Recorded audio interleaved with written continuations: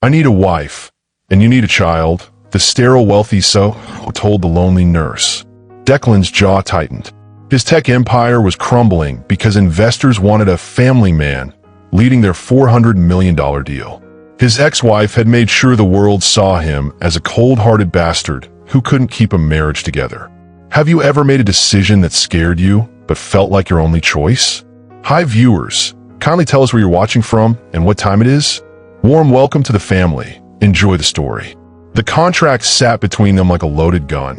One signature could save them both, or destroy everything they thought they knew about love. What would you do if a stranger offered you everything you've ever wanted? Have you ever been so desperate you'd consider the impossible? This is about survival disguised as business. But what happens when the heart refuses to follow the contract? Dr. Mitchell's office felt colder than a morgue. Declan Ross stared at the medical report, black ink spelling out his worst nightmare. Patient exhibits complete sterility following complications from previous surgery. The words hit harder than his divorce papers had 6 months earlier. Are you certain? Declan's voice cracked despite his attempt at control. I'm sorry, Mr. Ross. The damage is permanent. 2,000 miles away in Atlanta, Patrice Wilson clutched her phone with trembling fingers. The insurance company's automated voice delivered the final blow. Your claim for fertility treatment has been denied. Appeal deadline has passed. She hung up and stared at the empty apartment. James had been gone 8 months now. Cancer took him fast, left her with nothing but medical bills and broken dreams of the family they'd planned. At 35, she was running out of time, hope, and money. The hospice room smelled of jasmine and dying dreams. Machines beeped rhythms of borrowed time, while outside, California's sunshine mocked the darkness consuming 3 lives. Mrs. Eleanor Ross lay between crisp, white sheets, her breathing shallow, her son's hand gripping hers like an anchor. Declan, you need to listen, Eleanor whispered. That nurse, Patrice, she's special. Mother, rest. Don't worry about. She saved me when everyone else gave up. Eleanor's eyes found Patrice across the room, checking 4 lines with gentle precision. Maybe she can save you too. Patrice approached with medication, professional smile masking her exhaustion. Working double shifts at the hospice barely covered rent, let alone the fertility treatments she desperately needed. She'd given up on miracles until Mrs. Ross grabbed her wrist. Sit down, child. Something in the older woman's tone made Patrice obey. Declan studied her, really looked for the first time. High cheekbones, intelligent brown eyes, wedding ring still clinging to her finger despite being widowed. Beautiful but tired, broken but fighting. Patrice, my son needs something I can't give him, and you need something he can provide. The room fell silent except for the machine's steady beeping. What are you suggesting? Patrice asked carefully. Eleanor smiled weakly. A business arrangement. He needs a wife for appearances. You need a child. Simple transaction. Mother, that's insane. Is it? Eleanor's voice grew stronger. You're both drowning. Why not save each other? Declan's jaw tightened. His tech empire was crumbling because investors wanted a family man leading their $400 million deal. His ex-wife had made sure the world saw him as a cold-hearted bastard who couldn't keep a marriage together. Now his sterility meant he'd never have the family image they demanded. But this woman beside him was different.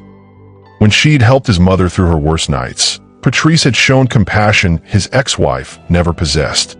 She was real, authentic, everything his world of Silicon Valley sharks wasn't. 1 year, Declan said suddenly. Both women stared at him. Contract marriage. Embryo transfer using donor material. You get your child, I get my deal. Patrice's heart hammered. That's crazy. Crazy enough to work. He reached for his briefcase, pulled out papers his lawyer had drafted weeks ago in desperation. Everything legal. Everything protected. No emotions, just mutual benefit. The contract was thick, intimidating. Patrice scanned the terms. $2 million compensation, full medical coverage, penthouse accommodation, complete financial support during pregnancy and after. Everything she'd ever dreamed of having for her child. I can't. This is too much. Have you ever made a decision that scared you, but felt like your only choice? Tell me in the comments. Declan's voice softened. You be helping me as much as I be helping you. Their hands brushed when she reached for the pen. Electric shock of awareness neither expected. He'd shot up her arm, made her breath catch. His pupils dilated, jaw clenched like he'd felt it too. Think about it, he said roughly, but decide fast. I need an answer by tomorrow. As she reached for the pen, his mother's monitor flatlined. Alarm shrieked. Nurses rushed in. In that moment of chaos, neither saw the security camera recording everything. But someone else did. Someone who would use this footage to destroy them both. He built a billion-dollar empire by staying invisible, until the day he needed the world to see him as human. The funeral was small, private. Eleanor Ross had requested no media, no corporate representatives, just family. Which meant Declan stood alone beside the casket, designer suit stark against gray December sky. Patrice appeared at his elbow like a guardian angel in black. She'd flown back from Atlanta for this, a kindness he hadn't expected. She talked about you constantly, Patrice whispered. Said you were her greatest achievement. Declan's throat tightened. She was wrong about a lot of things. Was she wrong about us? The question hung between them like morning fog. He studied her face, grief mixed with hope, uncertainty shadowed by determination. She'd had 3 days to think about his offer. 3 days to run, screaming from the insanity of all. The Palo Alto penthouse stretched endless and empty, floor-to-ceiling windows framing a world he owned but never touched. Back at his estate, they sat across from each other in his study. The contract lay between them, revised and perfected. Patrice had brought her own lawyer, smart woman, who negotiated better terms than Declan expected. This isn't about feelings, he said, sliding papers across marble. It's mutual benefit. Clean, simple, profitable. Then why are your hands shaking? She replied. He looked down. She was right. The great Declan Ross, who negotiated billion-dollar deals without breaking a sweat, was trembling like a schoolboy. Because this matters more than any deal I've ever made. The honesty surprised them both. Patrice leaned back, studying him with those intelligent eyes that seemed to see straight through his corporate armor. Tell me about your ex-wife. Miranda? She's irrelevant. The woman who left you isn't irrelevant. She's the reason you think marriage is just business. Declan stood, walked to the window. Silicon Valley spread below him, his kingdom built on code and ambition. Miranda married my potential, not me. When the potential became reality, I wasn't enough anymore. She wanted the spotlight I refused to give her. So you became the ghost founder, always behind the scenes. Exactly. Until now. He turned back to her. This deal requires public appearances, media attention, playing the devoted husband. Can you do that? Pretend to love someone. Their eyes met across the room. Something passed between them. Electric, dangerous, completely outside the contract parameters. Can you? He countered. She crossed and uncrossed her legs, the movement drawing his gaze despite himself. Heat pooled in his stomach, desire he hadn't felt since before Miranda destroyed his ability to trust. I was married for 7 years, Patrice said softly. I know how to love someone. The question is whether you'll let me. This isn't about love. Isn't it? She stood, moved closer. You could have hired any surrogate, any actress to play your wife. But you chose me. She was right. He could have solved this problem a dozen different ways. But something about her called to him. Her strength, her compassion, the way she'd held his mother's hand during those final moments. When was the last time someone saw through your professional mask? Drop a fire emoji if you've been called out. Sign the contract, Patrice. She picked up the pen, then paused. What's clause 47? His heart stopped. She'd found it. The one clause his lawyer had insisted on. The one he'd hoped she wouldn't notice. Physical intimacy clause, he said carefully. For appearances, public affection, shared living spaces, shared bed, when necessary for the image. She was quiet for a long moment, pen poised over paper. And if real feelings develop, they won't. You sound certain. I am certain. I don't do feelings anymore, Patrice. Miranda cured me of that weakness. What if I told you feelings aren't weakness? What if I said they're the only thing that makes any of this worthwhile? The contract was perfect, except for Clause 47 she hadn't read yet. The one that would change everything about what she thought she was agreeing to. But she'd already signed her name. The deal was done. Whatever Clause 47 contained, she'd face it when the time came. "Welcome to the family business," Declan said, his smile sharp as glass. "Let's see how long you last." She packed her life into 2 suitcases and moved into a mansion that felt more like a museum than a home. The Uber driver whistled low as they pulled through the wrought iron gates. "You sure this is the right address, lady?" Patrice stared at the estate sprawling before them. All glass and steel, modern architecture that screamed wealth and distance. Nothing like the cozy Atlanta apartment she'd left behind. Unfortunately, yes. The guest wing felt like a luxury prison. Silk sheets and marble bathrooms couldn't warm the chill of sleeping alone in a stranger's house. Her belongings looked pitiful in the massive walk-in closet. Designer clothes hung on one side, gifts from Declan's stylist, while her thrift store finds huddled together on the other. "Mrs. Ross." The housekeeper appeared in the doorway. "Mr. Ross requests your presence in his office." "Mrs. Ross." The name felt foreign on her tongue. She'd been Mrs. Wilson for 7 years, Widow Wilson for 8 months. Now she was playing a role she'd never auditioned for. Declan looked up from his computer as she entered. Even in casual clothes, jeans and a sweater, he looked expensive, untouchable. "The medical appointment is tomorrow at 9, he said without preamble. "Dr. Chun is the best fertility specialist on the West Coast." "Good morning to you too," Patrice muttered. He almost smiled. "Almost. Are you settling in?" "It's like living in a magazine spread. Beautiful but cold. The house will warm up once you're pregnant." Such a clinical way to discuss creating life. But this was business, she reminded herself. Feelings weren't part of the contract. "About tomorrow," she said carefully. "The procedure. Embryo transfer. Simple, minimally invasive. You'll be back home by noon." Home? Was this place home now? The word felt as foreign as her new last name. "Will you be there?" "Of course. We're married, remember?"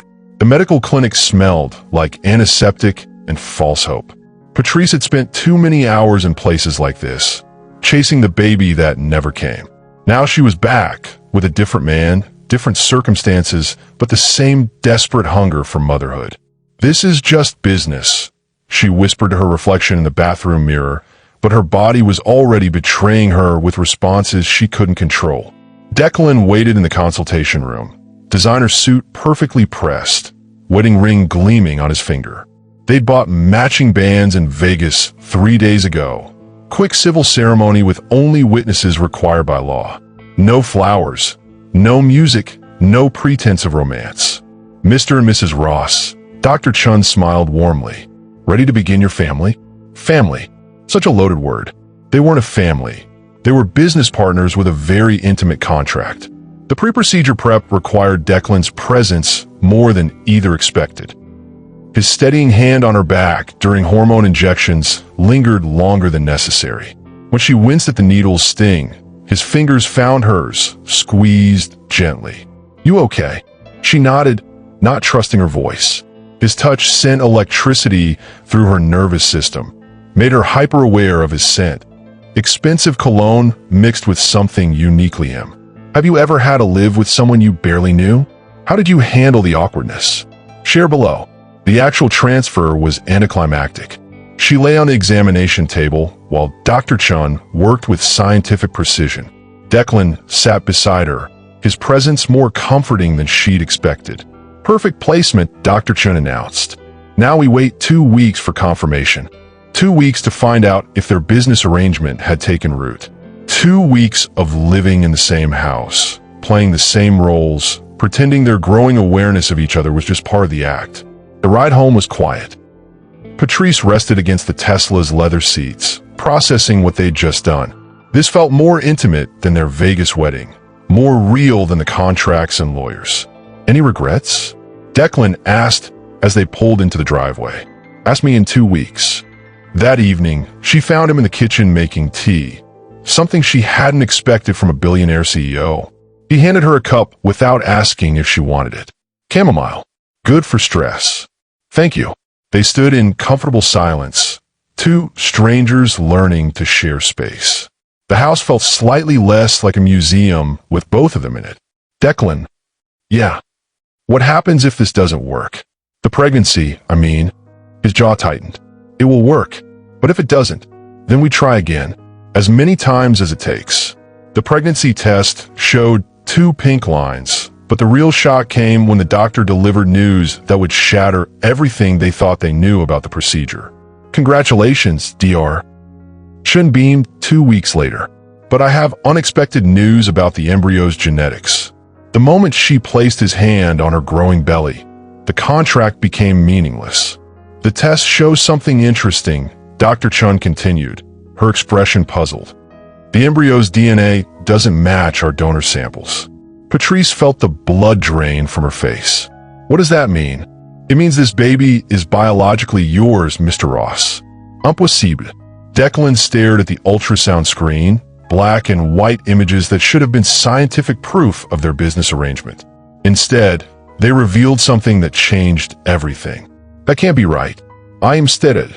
Previous tests can be incorrect, especially following trauma or stress. Your body has obviously healed for whatever caused the initial diagnosis. The room spun. This wasn't supposed to happen. Donor egg, donor sperm, clean transaction. Now this child growing inside Patrice was truly theirs.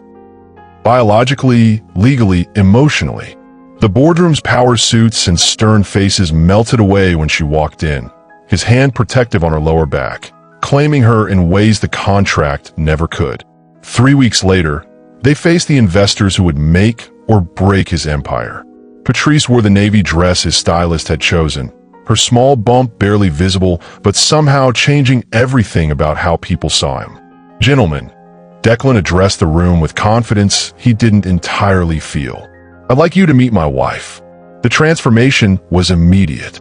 These men who'd questioned his stability, his commitment, his ability to lead long-term projects, now saw him differently. Family man, stable, trustworthy. Congratulations, Harrison Webb. The lead investor smiled genuinely. When are you due? 6 months, Patrice answered, her hand naturally finding Declan's. The touch sent familiar electricity through him, stronger now, dangerous. The meeting went perfectly. Contract signed, money transferred, empire secured. But all Declan could focus on was the woman beside him, the life growing inside her that was half his DNA. In the elevator afterward, adrenaline and relief crashed over them both. The deal was done. Their arrangement had worked exactly as planned. We did it, Patrice breathed. Yeah, we did.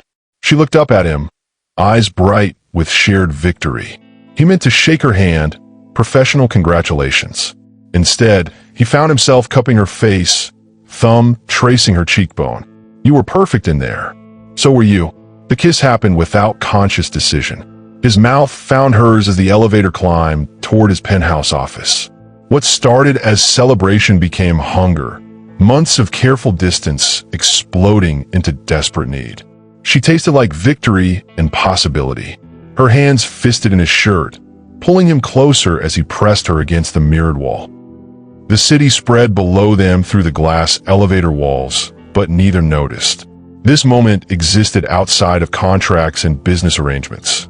You're glowing, he said against her lips, tracing her jawline. It's just hormones, she lied, knowing it was him.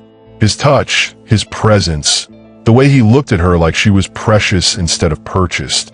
When did you realize a fake situation had become real feelings? Tell me about your oh no moment. The elevator dinged. 52nd floor. His office. Reality crashed back as the doors opened onto his corporate world. The place where feelings were weakness and business was everything. That was, he started. A mistake, she finished quickly. Adrenaline. Won't happen again. But they both knew it would. The contract said 12 months. They were only 3 months in, and already the lines were blurring beyond recognition. That night, he found her in the kitchen again, same spot where they'd shared tea that first week. Now she was drinking milk, one hand unconsciously resting on her growing belly. Can't sleep. Baby's active tonight. She smiled softly. Want to feel? You should have said no. should have maintained professional distance. Instead, he found himself crossing the room, placing his palm against the silk of her pajama top. There, a tiny flutter against his hand. His child. Their child. The miracle that wasn't supposed to exist. Amazing, he whispered. Yeah, it is. They stood like that in the dark kitchen, connected by touch and something deeper than contracts. When she covered his hand with hers, lacing their fingers together, it felt like the most natural thing in the world. Declan. What are we doing? I don't know. The paparazzi photos hit social media within hours, but it wasn't their public kiss that would destroy them. It was what the photographer captured in the background. Miranda Ross, his ex-wife, watching from across the street with murder in her eyes. She tried to guard her heart, but pregnancy hormones don't ask permission before making you fall in love. The morning sickness hit like a freight train. Patrice barely made it to the marble bathroom before her stomach revolted, leaving her kneeling on cold tile, miserable and vulnerable. Morning sickness in a marble bathroom felt surreal. Golden fixtures reflecting her green face while he held her hair back like they'd done this dance for years. Strong hands gathered her hair away from her face. Declan knelt beside her, one hand steady on her back as she retched into the pristine toilet bowl. This isn't glamorous, she gasped between waves of nausea. Neither is business, he said gently. But we handle what needs handling. When the worst passed, he helped her to the vanity, wet a washcloth with cool water, pressed it to her forehead with surprising tenderness. Better. She nodded, embarrassed by her weakness, by how natural his care felt. This wasn't in the contract. Him holding her hair, steadying her when she shook, looking at her like she was fragile and precious instead of just an incubator for his air. Thank you. Don't thank me. This is my fault too. My fault. Not the baby's fault. Not an unfortunate side effect of their arrangement. His fault, like he'd been equally responsible for creating this life. Like they were real partners in this.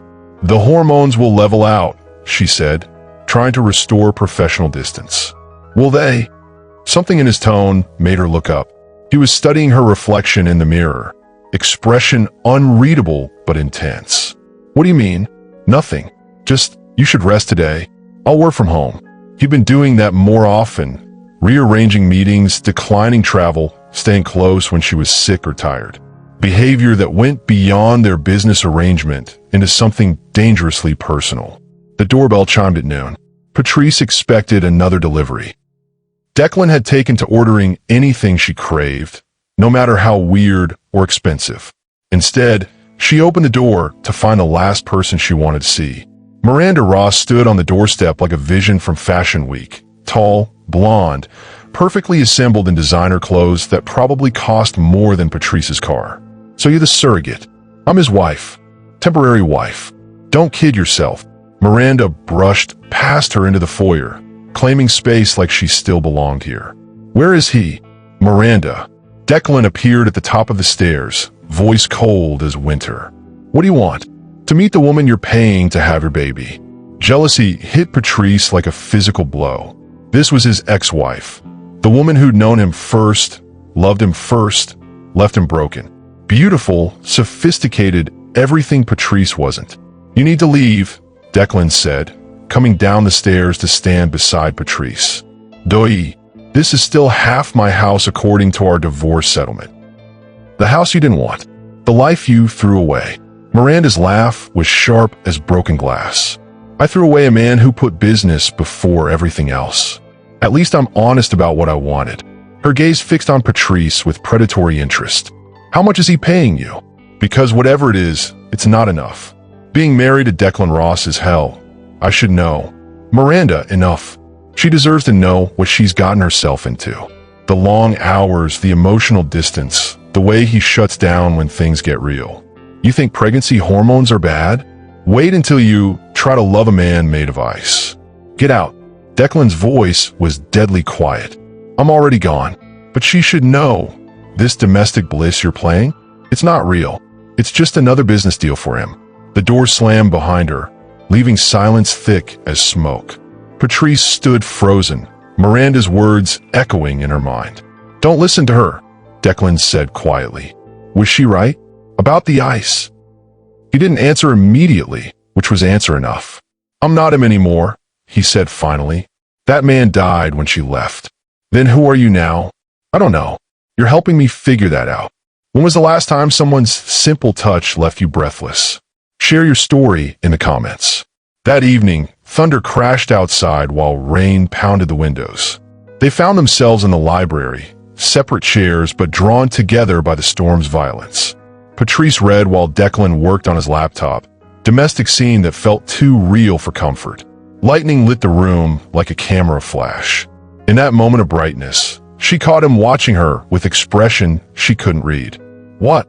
"Nothing. Just this is nice." "What's nice?" "Having someone here. Someone who belongs." Belongs. The words settled between them like a promise neither dared speak aloud. Another thunder crash made her jump. Without thinking, Declan moved to the couch beside her, solid presence offering comfort from the storm. "Better." She nodded, hyper-aware of his warmth, his scent, the way his shoulder brushed hers.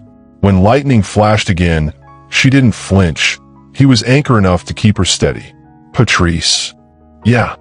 I can't stop thinking about you." The admission hung in the air like electricity.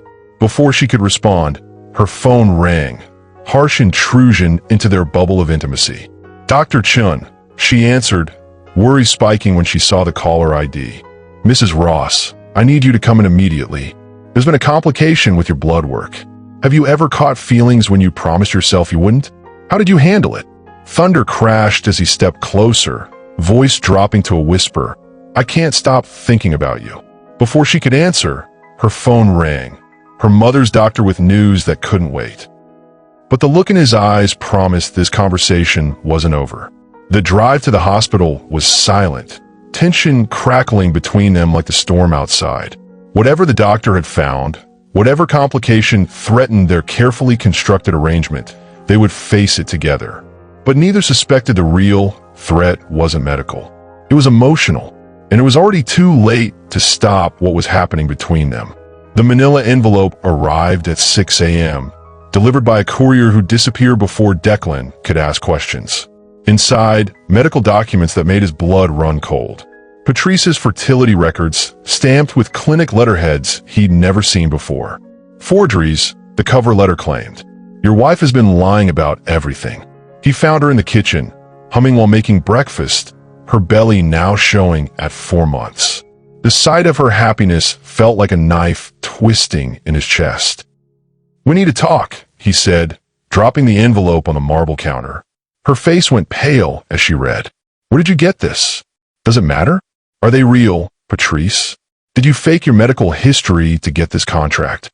She looked up, tears streaming. "The records aren't fake, but the story behind them is. Have you ever had to choose between protecting someone you love and telling them a truth that could destroy you both? Sometimes the hardest conversations happen right when you think you're safe." "I lied about why I needed the money," she whispered. "It wasn't just for fertility treatments.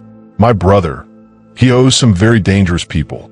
They said they'd kill him if I didn't pay. The contract wasn't about having a baby. It was about saving his life." Declan stared at her, everything he thought he knew crumbling. "So our child means nothing to you?" "Our child means everything to me," she screamed, hands protective over her belly. "But my brother is all the family I had left. Until now." The vulnerability in her voice cut through his anger. This woman had sacrificed everything, her dignity, her dreams, her heart, to save someone she loved, just like he was doing for his company. "Show me," he said quietly. "Show me the real documents." What happened next changed everything between them. She led him upstairs to her room, pulled out a hidden folder filled with threatening letters, photos of her beaten brother, loan shark contracts written in blood-red ink. "They gave me 30 days, she said. "Your contract gave me hope. But then I started falling for you, and everything got complicated." Declan reached for her, pulling her against his chest. The anger melted away, replaced by something stronger. Protective fury. "Why didn't you tell me?" "Because men like you don't understand problems like mine. You solve everything with money, but some things can't be bought." He tilted her chin up, forcing her to meet his eyes. "You're right. I would have thrown money at it. but I also would have protected you. The kiss that followed was different from their business arrangement passion. This was real, raw, full of promises neither had planned to make. I'll handle your brother's debt, he murmured against her lips. But no more lies between us. There's one more thing, she whispered. The baby, I might lose it. The stress, the fear, the doctor said my body is rejecting the pregnancy. His world stopped. What do you mean? The cramping started yesterday. I didn't want to worry you until I knew for sure.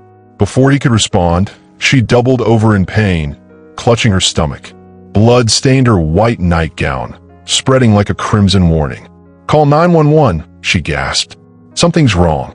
As Declan dialed, watching the woman he'd started to love bleeding on their bathroom floor, he realized the contract had become meaningless. This wasn't about business anymore. This was about survival. The paramedics arrived within minutes, but those minutes felt like hours. As they loaded Patrice into the ambulance, she grabbed his hand. If something happens to me, she whispered, promise you'll save my brother anyway. Nothing's happening to you, he said fiercely. We're in this together now. But as the ambulance doors closed, Declan saw a photographer in the bushes, camera flash exploding in the dawn light.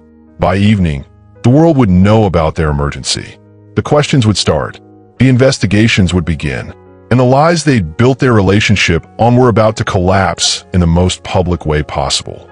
The hospital smelled like disinfectant and broken dreams. Patrice lay in the narrow bed, monitors beeping around her like digital prayers, while Declan paced the small room like a caged animal. The bleeding has stopped, Dr. Martinez said, checking her chart. But we need to keep you on strict bed rest for next month. Any stress could trigger a miscarriage. Declan's phone buzzed constantly. Reporters, investors, his lawyers. The photos from that morning were already hitting social media. Tech billionaire's pregnant wife rushed to hospital, screamed across every gossip site. Turn it off, Patrice said weakly. Whatever they're saying, I don't want to know. But Declan was already reading, his face growing darker with each headline. They're calling it a publicity stunt, saying we staged the emergency for sympathy. How can people be so cruel? She whispered, one hand on her belly. The answer came when his assistant called. Sir, the Martinez Group is pulling out of the merger. They're saying the negative publicity makes you too risky. $400 million, gone with a phone call. But looking at Patrice, pale and scared in that hospital bed, Declan realized he didn't care about the money anymore. Let them pull out, he told his assistant. I'm not leaving this hospital. When was the last time you realized that something you thought was the most important thing in your life actually meant nothing compared to someone you loved? For 3 days, he never left her side. They ate terrible hospital food together, watched mindless TV shows, and slowly learned what it meant to be a real couple instead of business partners. Tell me about your childhood, she said on the second night, curled up in his arms on the narrow hospital bed. Not much to tell. Boarding schools, summer camps, parents who showed love with bank transfers. That's sad, she said, tracing circles on his chest. My mama used to sing to me every night. Same song, his eye is on the sparrow. Said God was always watching over the little ones. What happened to her? Cancer when I was 16. That's when I decided to become a nurse. Figured if I couldn't save her, maybe I could save someone else's mama. He kissed the top of her head. You saved mine. And look where it got us, she laughed, but there was sadness in it. Where it got us is perfect, he said, and meant it. But perfection doesn't last long when you're living in the public eye. On the third day, his ex-wife, Jennifer, walked into the hospital room like she owned it. Well, Jennifer said, eyeing Patrice with disgust. The gold digger and her meal ticket. Get out, Declan said, his voice deadly quiet. Oh, I don't think so. See, I've been doing some research on your little wife. Want to know what I found? She pulled out a tablet, swiping to a video that made Patrice gasp. Security footage from a fertility clinic, showing Patrice talking to a man in a suit, money changing hands. Looks like someone was paid to seduce you, Declan. How does it feel to know your perfect little nurse is just another con artist? The video was damning. Out of context, it looked exactly like what Jennifer was suggesting. But Declan knew the truth. That was the loan shark's representative, collecting the first payment. It's not what it looks like, Patrice said desperately. Declan, you have to believe me. But the damage was done. Jennifer's satisfied smile said it all. I'll be releasing this to the press tomorrow, she said. Unless, of course, you want to make a deal. Divorce her, give me what I asked for in our settlement, and I'll keep this quiet. Jennifer, Declan warned. Think about it, honey. Your company, your reputation, or this lying little. Get out, Patrice said, her voice stronger than it had been in days. Before I call security. Jennifer laughed. Enjoy your last night as a billionaire's wife, sweetie. Tomorrow, the world will know exactly what you are. After she left, the room fell into heavy silence. Patrice stared at the ceiling, tears sliding down her cheeks. You don't believe her, do you? She whispered. Declan wanted to say no immediately. But doubt was a poison, and Jennifer had always been good at planting seeds. I need some air, he said instead. That's not an answer. Patrice, if you leave this room believing I betrayed you, don't come back. He stood at the door for a long moment, torn between everything he thought he knew and everything he felt. When he walked out, he didn't know if it was temporary or forever. But Patrice knew. The way the door closed behind him sounded exactly like goodbye. By morning, the video was everywhere. Twitter, Instagram, TikTok, millions of views and counting. Hashtag GoldDiggerGate trending worldwide. The narrative was simple and devastating. Nurse tricks billionaire into fake pregnancy contract, caught on camera taking payment. Patrice watched from her hospital bed as her life got destroyed in real time. The comments were brutal. Another black woman trying to trap a rich white man. She probably poked holes in the condoms too. Gold digger got caught red-handed. The worst part wasn't the strangers calling her names. It was the empty chair beside her bed where Declan should have been. Dr. Martinez came in with her discharge papers and a worried expression. Mrs. Ross, I have to ask, are you safe at home?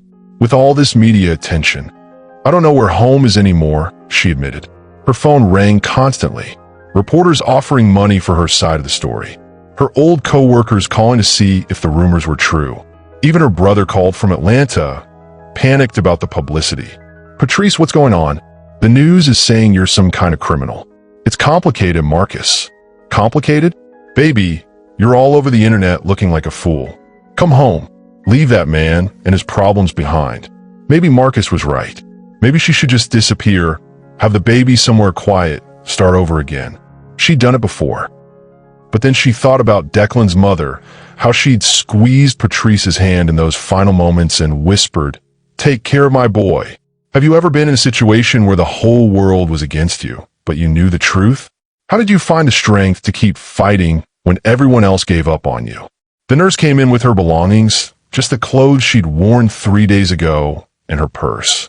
Everything else was back at Declan's house, a life she might never return to. There's a service exit, the nurse whispered. Fewer reporters that way, but there was no escaping the cameras. They followed her to the parking garage, shouting questions she refused to answer. Patrice, did you fake the pregnancy? How much money did you take? Was any of it real? She kept walking, head high, until she reached the rideshare car. Even the driver recognized her. You're that lady from the news, he said, eyeing her in the rearview mirror. That's some crazy stuff. Just drive, please.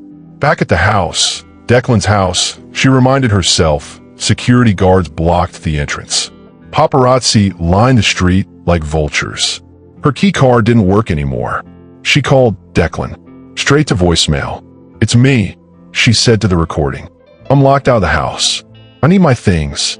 Please call me back. He never did. Instead, his lawyer showed up an hour later with boxes and legal documents. Mr. Ross has instructed me to deliver your belongings and these papers, the lawyer said, not quite meeting her eyes. What papers? Annulment proceedings and a non-disclosure agreement. The words hit like physical blows. He was erasing their marriage like it never happened. I need to speak to him. Mr. Ross feels that's inadvisable given the current media situation. The current media situation is lies. That's not my concern, ma'am. If you could just sign here. She grabbed the pen and threw it across the driveway. Tell your client that if he wants to end this marriage, He can look me in the eye and do it himself. The lawyer sighed. Ma'am, Mr. Ross has made his decision. He's moved on. I'd suggest you do the same.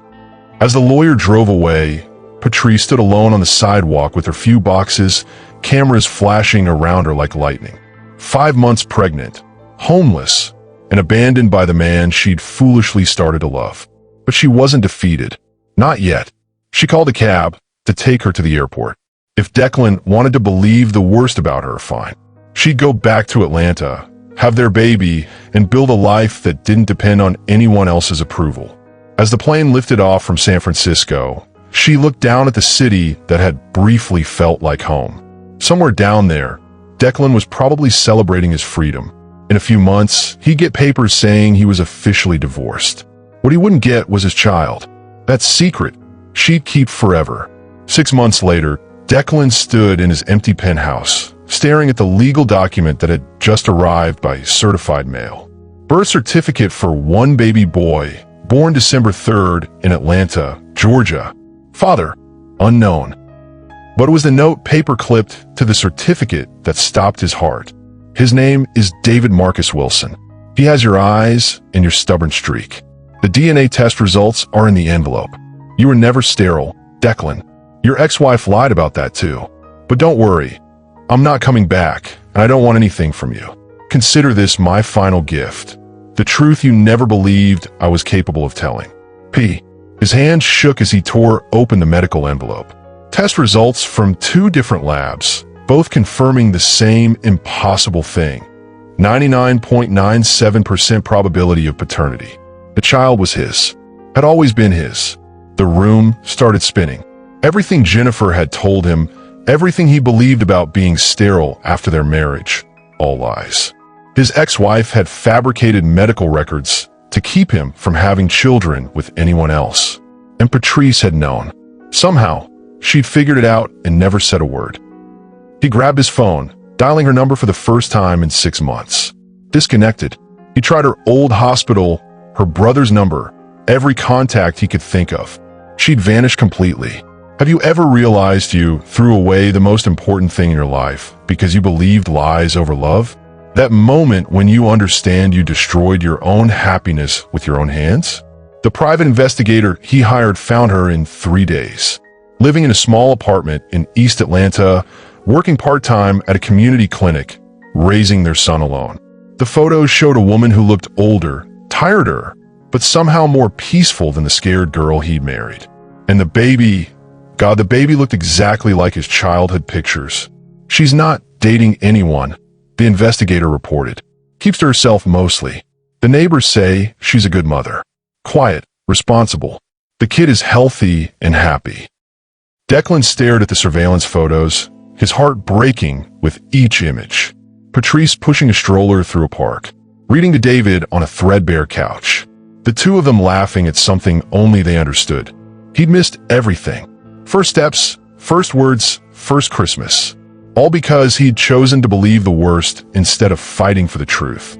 His business had recovered from the scandal. It always did. Money had a way of washing away bad publicity. But the success felt hollow now, meaningless without anyone to share it with. Sir, his assistant knocked on the office door. The reporters are here for your interview about the merger. Right.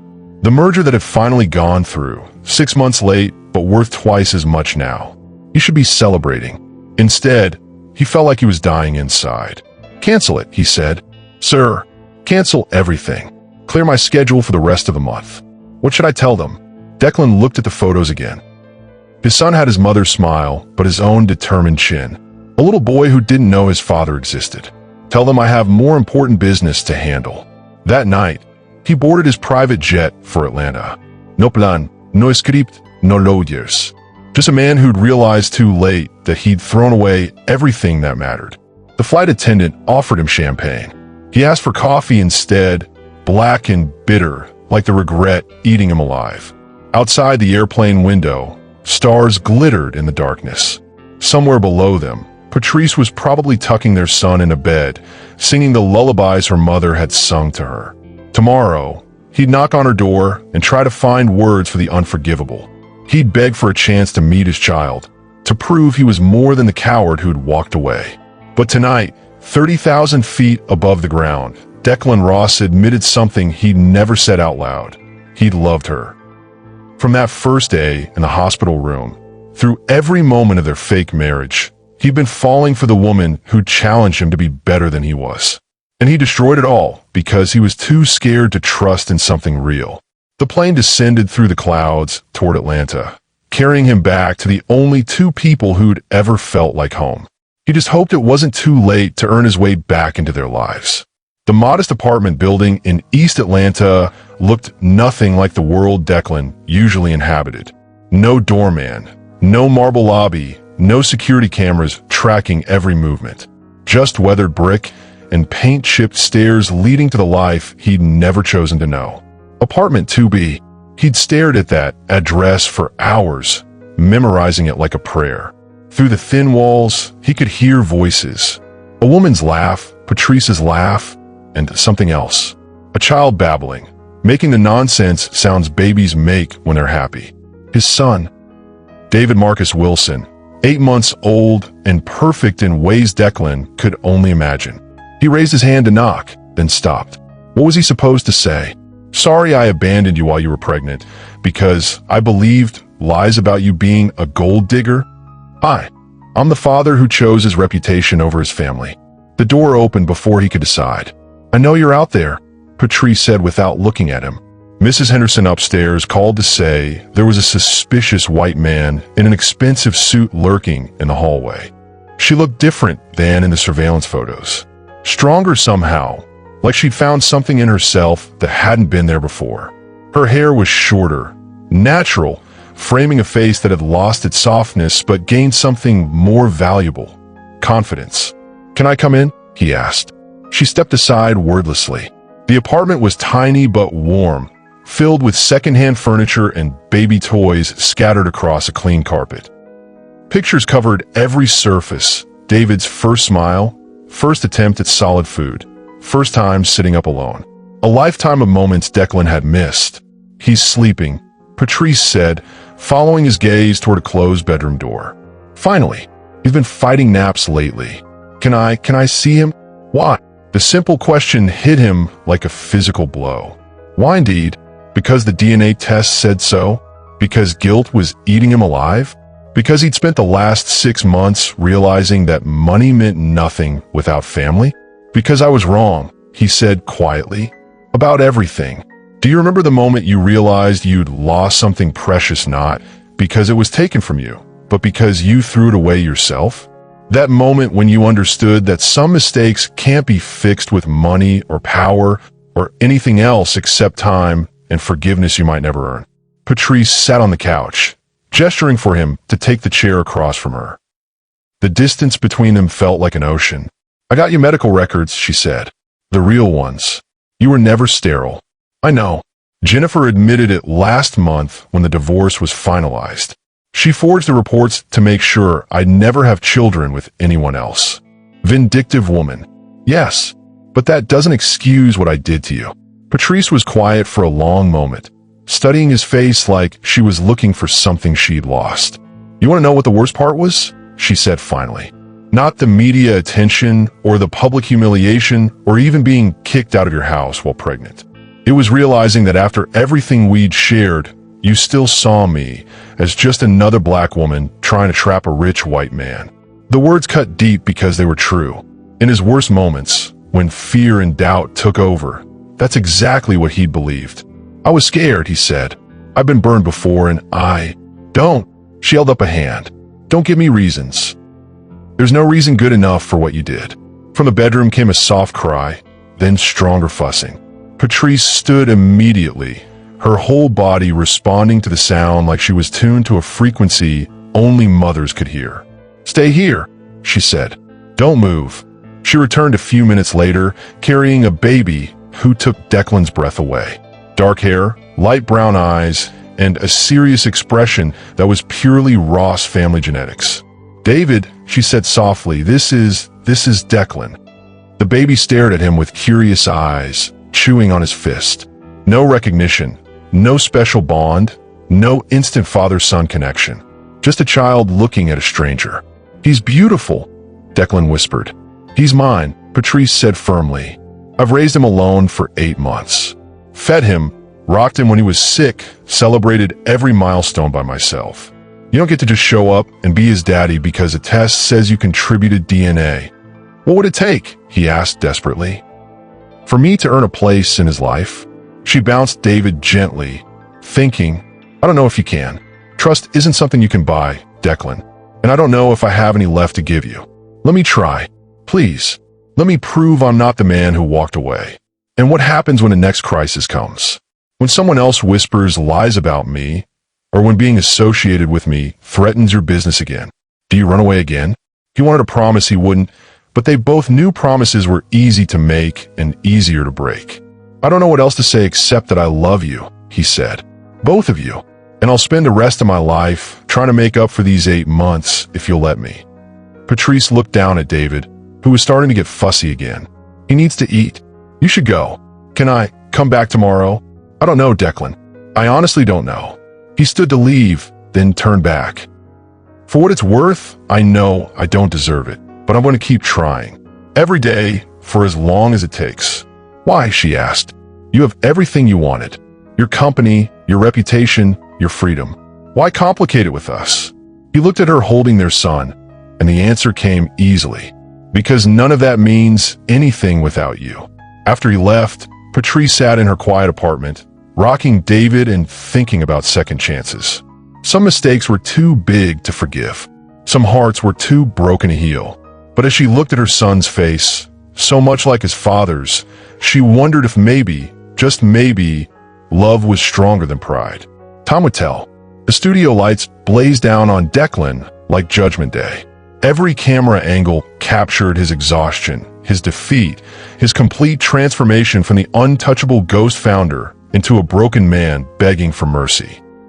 "Ladies and gentlemen," the host announced, "we have tech billionaire Declan Ross here to address the scandal that's rocked Silicon Valley. Have you ever had to humble yourself publicly for love? Drop a heart if you've swallowed your pride for someone who mattered more than your reputation." Declan's hands trembled as he faced 50 million viewers. "I need to tell you about the biggest mistake of my life. 9 months ago, I met a woman named Patrice Wilson. She was caring for my dying mother, and she had more grace in her little finger than I had in my entire body." The host leaned forward. "But the allegations claim she manipulated you for money. The allegations were lies." His voice cracked. "Every single one. Patrice never lied to me about anything except one thing. She told me she didn't love me. That was the only lie she ever told." Back in Atlanta, Patrice sat frozen on her couch, baby Marcus sleeping in her arms. Her sister grabbed the remote. "Don't you dare turn that off," Patrice whispered, tears streaming down her face. "I threw away the most honest woman I've ever known because I believed strangers over the person who held my dying mother's hand every night. I believe gossip over the woman carrying my child." The camera zoomed in on his face. "Patrice, if you're watching, and I pray you are, I know I don't deserve forgiveness. But our son deserves his father. A real father who will spend every day making up for the father who abandoned him before he was even born." His voice broke completely. "I love you. I love Marcus. And I'll do whatever it takes to earn back what I destroyed." The host looked stunned. "So the child is yours?" "The fertility specialist who told me I was sterilized. My ex-wife paid him to destroy any chance I had of happiness. The DNA test proved Marcus is mine, but he's been yours, Patrice, since the moment you chose to protect him from me. Do you think a public apology can fix private damage? Tell me in the comments. Would you forgive someone who chose strangers over you?" Patrice's phone buzzed with 100 messages, but she ignored them all. On screen, Declan pulled out a folded paper. "This is the original contract we signed. Watch me do what I should have done months ago." He tore it into pieces on live television. "There is no contract anymore. There's just a man who loves a woman and wants to spend his life proving it." The host pressed harder. "But why should she trust you now?" "She shouldn't. Trust has to be earned, not demanded. I'm flying to Atlanta tonight, not because I expect anything, but because my son is taking his first steps, and I've already missed too much." He stood up, pulling off his microphone. That's all I came to say. Patrice, I'll be on your doorstep at sunrise.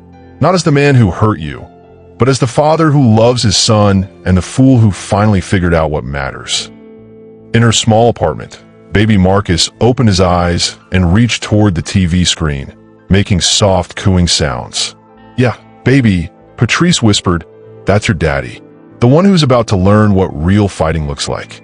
The knock came at 6:17 a.m., soft and hesitant. Patrice had been awake all night, feeding Marcus, changing him, staring at the door like it might explode. She opened it to find Declan holding a single red rose and looking like he hadn't slept in weeks. Hi, he said quietly. You look terrible, she replied. I feel worse. Have you ever seen someone you loved completely broken by their own choices? React with a broken heart if you've been there. Marcus gurgled from his bouncer, and Declan's eyes went wide. He's beautiful? Yeah, he gets that from me. But her voice was soft, not cruel. Is it okay if I... She stepped aside. He walked in like he was entering a church, everything sacred and fragile. He has your eyes, Declan whispered, kneeling beside the bouncer. And your stubborn streak. Kid refuses to sleep through the night. Marcus stared at his father with intense curiosity, tiny fist wrapping around Declan's finger. The billionaire's face crumpled. I'm so sorry, little man. Daddy screwed up everything. He can't understand you, Patrice said. But you can. Declan looked up at her. I know sorry doesn't fix anything. I know I destroyed something perfect because I was scared it was too good to be true. She sat on the couch, suddenly exhausted. Why should I believe you won't do it again? The minute someone whispers something bad about me, you'll throw me away like garbage. Because I've learned what it feels like to live without you. It's not living at all. The words hung between them. Marcus babbled happily, grabbing at his father's expensive watch. He needs a daddy, Patrice admitted quietly. And I need my family. Both of you. She studied his face, looking for the cold calculation she remembered. Instead, she found raw vulnerability that made her chest ache. I can't go back to California, Declan. That world tried to destroy me. Then I'll stay here. I'll move here, work from here, build a life here. Whatever it takes. You give up your empire for us? What's an empire worth if you're ruling it alone? Tell me in the comments. Do you believe people can really change? What would it take for you to forgive someone who chose fear over faith in you? She leaned back, watching him play peekaboo with her son. Marcus giggled, a sound that filled the small apartment with more joy than his mansion ever held. I have conditions, she said finally. Anything. No more contracts. No more business arrangements. If we do this, it's real. Messy, complicated, real. Real, he agreed. And you sleep on the couch for a month while you prove you're not going anywhere. He nodded eagerly. I brought pajamas. Despite everything, she almost smiled. And therapy. Both of us. Because we both have trust issues now. Already scheduled. She looked at him for a long moment. You really did your homework. I studied harder for this than I ever studied for business. You and Marcus are my only important project now. Marcus chose that moment to reach for his mother, and she lifted him into her lap. Father and son stared at each other across the space of her body. He's going to break hearts someday, Declan murmured. Just like his daddy, she replied, not entirely joking. Not like his daddy. Better, because he'll have you teaching him how to love people properly. The air between them shifted, electricity returning, but gentler now, built on honesty instead of contracts. I missed you, she whispered. I've been dead without you. When he leaned in to kiss her, she didn't pull away. 3 weeks of perfect domestic bliss shattered when Patrice's phone rang at midnight. Ms. Wilson? This is Detective Martinez with Atlanta PD. We need to talk about threats made against your family. Declan was off the couch and beside her instantly. What threats? Have you ever felt like just when life got good, someone tried to tear it down? Hit the angry face if you've dealt with people who couldn't stand your happiness. The detective's voice was grim. Someone's been digging into your custody arrangements, your finances, making calls to Child Protective Services with anonymous tips. What kind of tips? Patrice's voice shook. Claims about drug use, neglect, unmarried parents living in an unstable environment. All lies, but CPS has to investigate every report. Declan's face went cold, the ruthless businessman returning. Who's making the calls? We're working on it. But you should know, there's a custody petition being filed. Someone's challenging your parental rights. The phone clattered from Patrice's hands. Declan caught it. Detective, this is Declan Ross. I want full security on this family immediately. Mr. Ross, we can't just dash. I'll pay for private security until you catch whoever's doing this. My son and his mother are not going to be terrorized by cowards hiding behind anonymous phone calls. After he hung up, Patrice was pacing. Marcus clutched her chest. They can't take him from me. They can't. I've done everything right.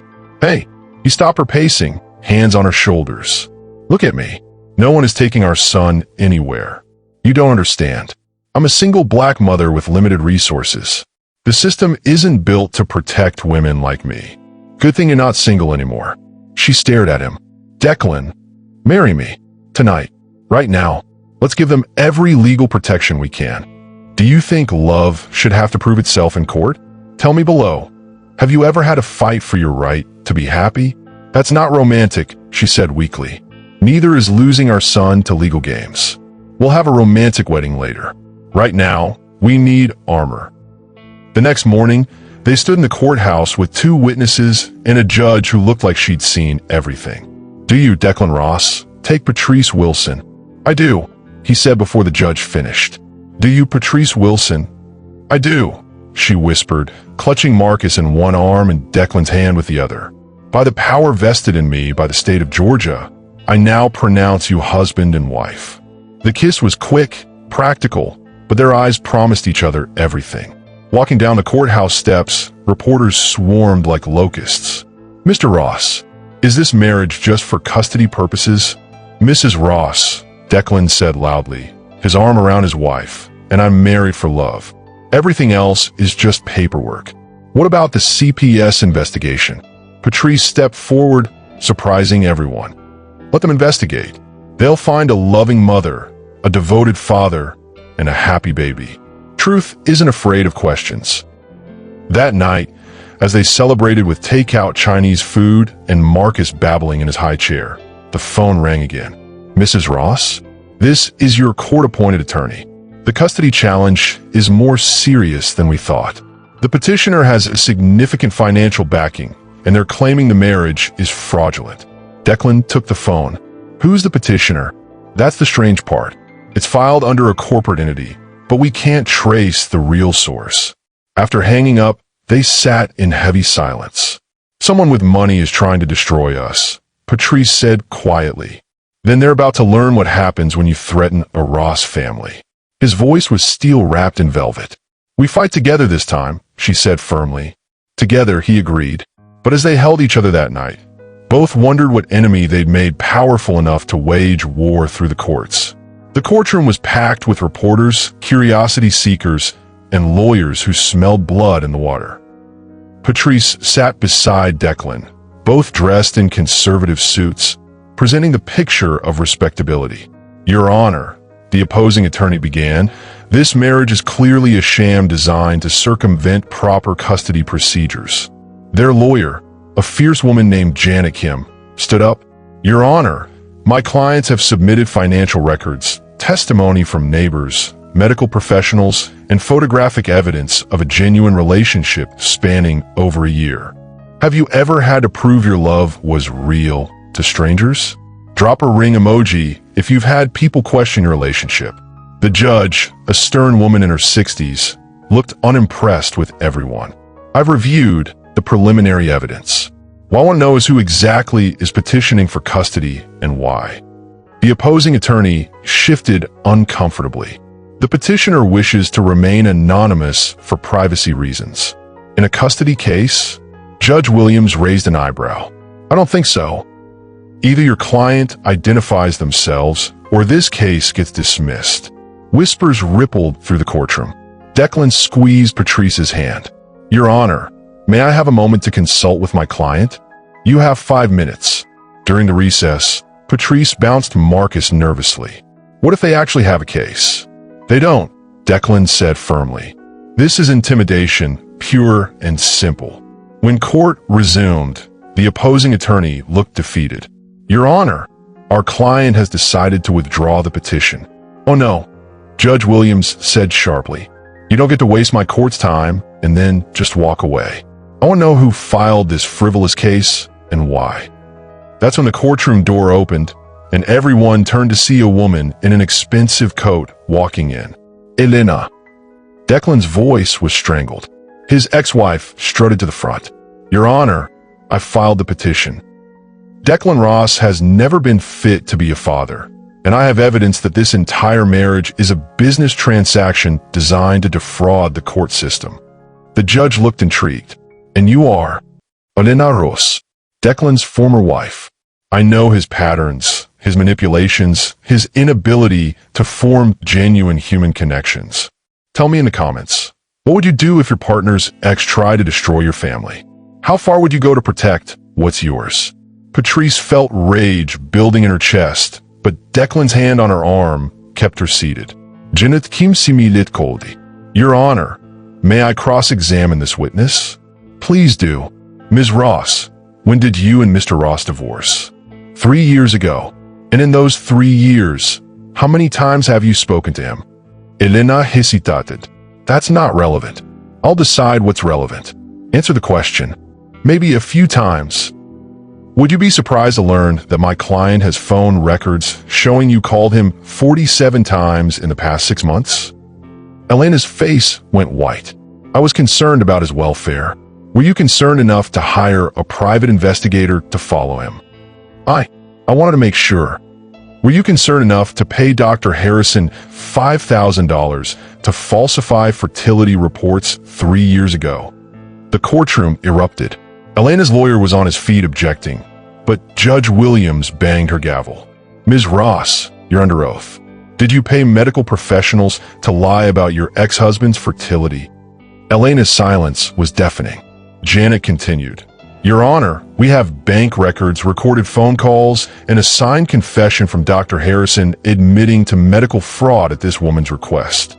Judge Williams looked disgusted. Bailiff, please escort Ms. Ross out of my courtroom and notify the district attorney's office that I'm referring this case for criminal prosecution. As Elena was led away, she turned back to scream, You'll never be happy, Declan. I'll make sure of it. The judge banged her gavel again. This custody petition is dismissed with prejudice. Mr. and Mrs. Ross, I apologize for this waste of your time. Your marriage appears genuine, your home appears stable, and your son appears loved. Case closed. Outside the courthouse, reporters shouted questions, but Declan and Patrice walked through them with their heads high. Is it over? Patrice asked quietly. It's over, he promised. That night, they celebrated by putting Marcus to bed together, reading him a story about a family who fought dragons and won. No more surprises, Patrice said as they watched their son sleep. Just happiness from here on out, Declan agreed. But neither could have predicted the surprise that would come 9 months later. The second wedding was everything the courthouse ceremony wasn't: flowers, music, family, and friends gathered in the garden behind their new Atlanta home. Patrice walked down a petal-strewn path in a dress that accommodated her growing belly, Marcus toddling beside her as their ring bearer, clutching a small pillow with ribbons. Do you know what you're getting into this time? The minister asked Declan with a smile. Absolutely, he grinned, watching his pregnant wife approach. And I can't wait. Have you ever felt like your life was exactly where it was supposed to be? Tell me in the comments about a moment when everything just felt right. The vows they wrote were simple but real. Patrice, Declan said, voice thick with emotion, you saved my mother's life by holding her hand in her final days. You saved my son's life by protecting him when I was too stupid to see what I had. And you saved my life by teaching me that love isn't a business transaction. It's a daily choice to fight for each other. She wiped tears from her eyes. Declan, you taught me that second chances aren't just possible, they're worth fighting for. You show me that real love doesn't come easy, but when it comes, it changes everything. Marcus clapped his hands during the kiss, making everyone laugh.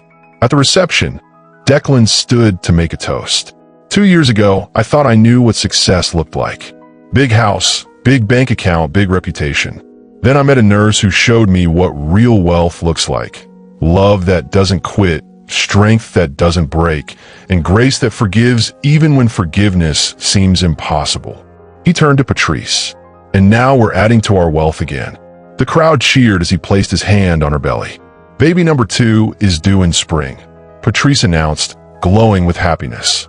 Her sister shouted, about time. Marcus needs someone to boss around. As if he understood, Marcus toddled over and patted his mother's stomach gently. Later that night, after all the guests had gone home and Marcus was asleep, Declan and Patrice sat on their porch swing, her head on his shoulder. No regrets? He asked quietly. Not a single one, she replied. Even the hard parts brought us here. I love you, Mrs. Ross. I love you back, Mr. Ross. Have you ever found love in the most unexpected place? Share your story below, because the best love stories aren't about perfect people. They're about real people choosing each other perfectly.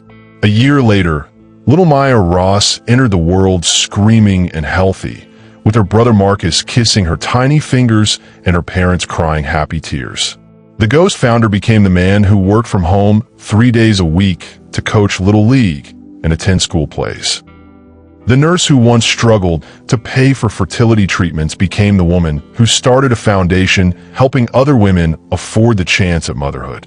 And their love story, messy, complicated, real love, became the foundation for a family that proved sometimes the best things in life come disguised as the scariest. If this story touched your heart, hit that like button and subscribe for more tales about love conquering impossible odds. And remember, the contract that brought them together was just paper, but the choice to love each other every day, that's what made them forever. Tell me in the comments, do you believe everyone deserves a second chance at happiness? What would you risk for real love? Because sometimes the most beautiful love stories start with the words, I need a wife, and you need a child, but they end with, I choose you every single day.